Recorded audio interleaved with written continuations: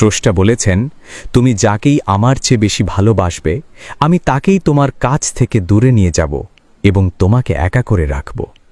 তিনি আরও বলেছেন, কখনো বলবে না আমি তাকে ছাড়া বাঁচব না, তবে আমি তাকে ছাড়াই তোমাকে বাঁচাব এবং পেছনের অনুগত সব আবেগ কেড়ে নিয়ে তোমাকে দিব্যি সামনে নিয়ে যাব। তুমি কি দেখো না, ঋতুরাও বদলাতে থাকে, ছায়া দেয়া গাছের পাতাও যায় শুকিয়ে, ধৈর্য হারিয়ে যায়, কিন্তু তোমার স্রষ্টা ধৈর্যশীল ও পরম দয়ালু। সেই ঝরে যাওয়া পাতার ডাল থেকেই আবার সবুজ পাতা গজায়।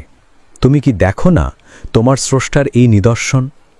যে মানুষটাকে তুমি নিজের অংশ ভাবতে, সেই মানুষটাই একদিন অচেনা হয়ে যায়, তোমার মন ভেঙে যায়, এমনকি তোমার বন্ধুও শত্রুতে পরিণত হয়, আর শত্রুও খানিক সময় পরে পরিণত হয় বন্ধুতে।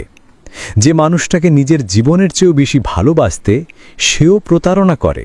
তবে তুমি কেন স্রষ্টাবিমুখ হয়ে মানুষকে ভরসা করো?